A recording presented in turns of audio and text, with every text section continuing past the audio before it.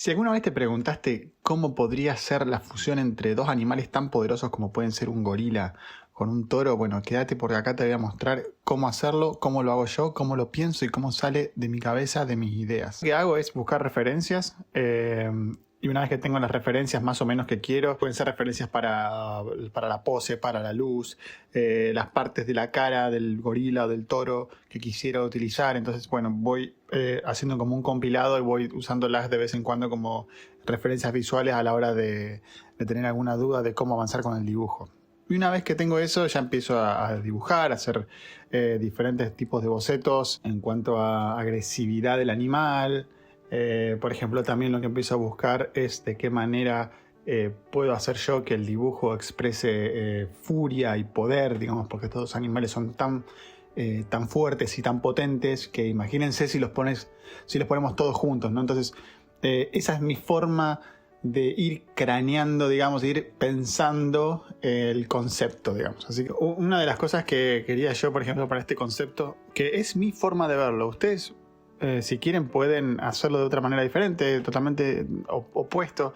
Yo lo que hice acá fue conservar el torso y los brazos del gorila y quería que se vean bien. ¿Por qué? Porque es una característica potente, una característica poderosa del animal. Entonces me gustaba que este concepto refleje en parte eso. Por ejemplo, lo que hice en la cara, por ejemplo, es mantener facciones del gorila, pero a la vez el hocico lo hice un poquito más, ¿cómo puedo explicar? Un poquito más como alargado y además le di la forma del hocico del toro. La boca conservé la del gorila con los colmillos y los dientes porque me pareció que le daba un tinte de agresividad y quedaba bueno, ¿no? Entonces eso lo conservé. Lo que agregué en la cabeza, que obviamente del toro tenía que estar, son los cuernos y las orejas del toro.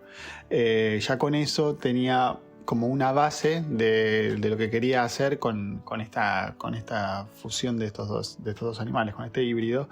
Entonces, un poco en base a eso ya empecé a hacer el resto. Una de las características que quería conservar del toro eran las patas traseras, porque me daba la sensación de que con las patas traseras podía correr más rápido, no sé, como que podía ser un poco más veloz. Entonces, una vez que fijé eso en mi mente y en mi concepto, dije, bueno, voy a ver cómo empiezo a darle forma a que las patas estén en conjunto con el cuerpo. Bueno, entonces empecé a probar posición para un lado, posiciones para el otro, que las patas estén más de este lado, que las patas estén más de este otro, hasta que más o menos encontré una posición que me gustaba y me resultaba agradable a la vista.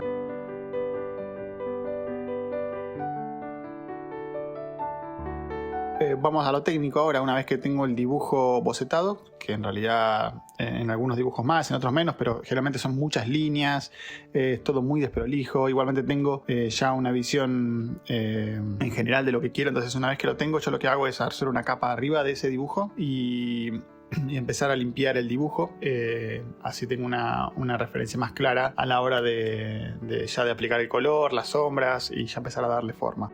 Bueno, una vez que el dibujo está listo, lo que hago también ya es hacer una capa extra y ya poner un color base, que el color base lo pongo debajo del dibujo. Y ya a partir de ahí bloqueo la capa con el color base y ya empiezo a colorear.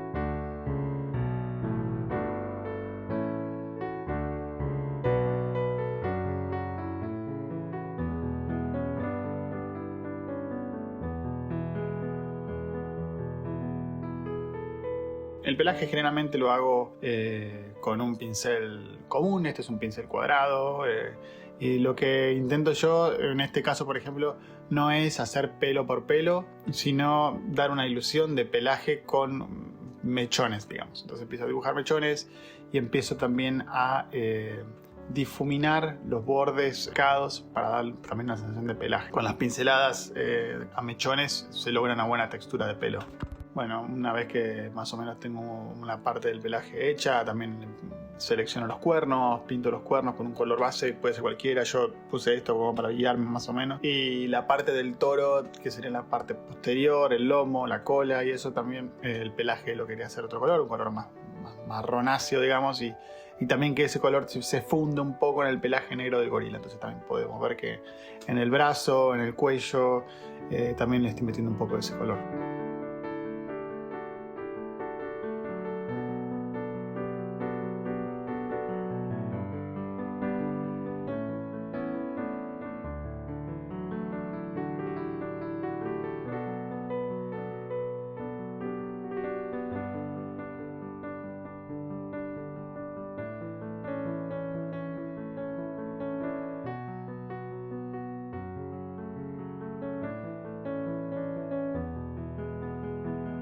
Otra cosa, bueno, que ya había dicho al principio, eran los dientes. Los dientes conservé los del gorila, entonces también dibujo, hago las formas, los relleno, bloqueo y empiezo a pintarlos.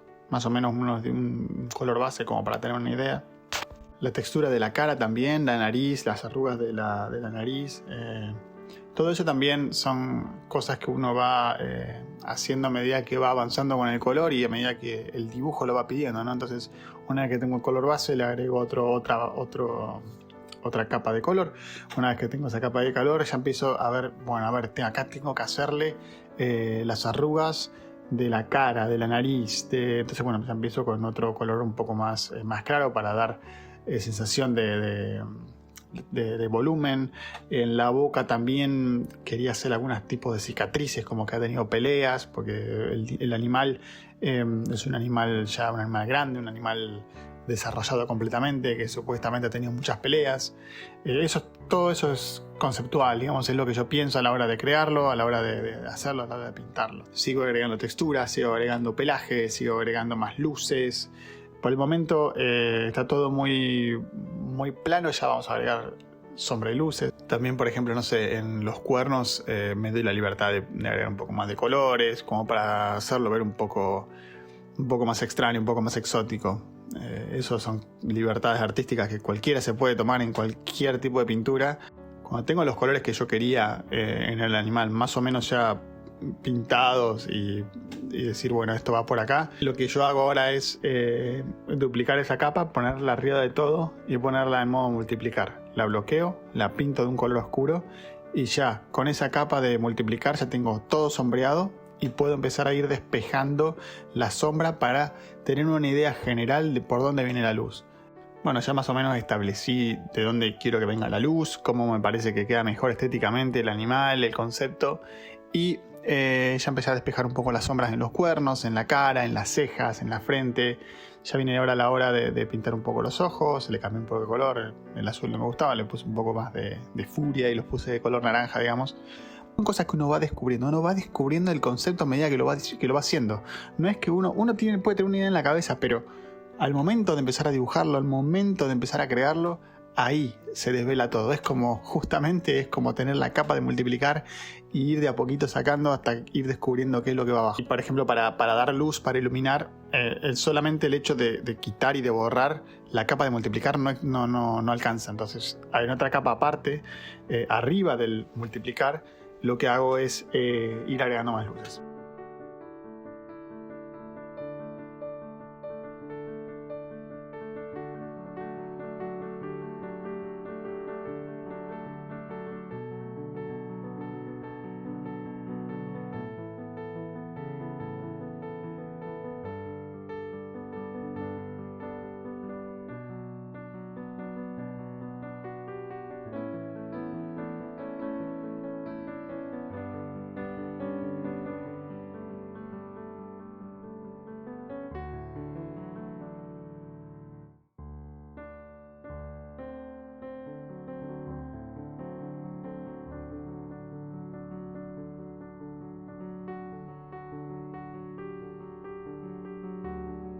Y arranco con el fondo. El fondo también. El fondo puede ser algo... A uno le puede parecer, che, pero es el fondo nomás. No, el fondo es algo que va a hacer que tu concepto, que tu criatura, que lo que estés haciendo, que lo que estés pintando, dibujando, realce más. Entonces, bueno, en este caso, por ejemplo, con un pincel cuadrado nomás, empecé a probar, a pincelada limpia, a ver cómo sobresalía más el dibujo principal. Y bueno, llegué a la conclusión de que el híbrido sobresalía mejor con los colores estos verdes cálidos para un lado y más turquesa azulado para el otro.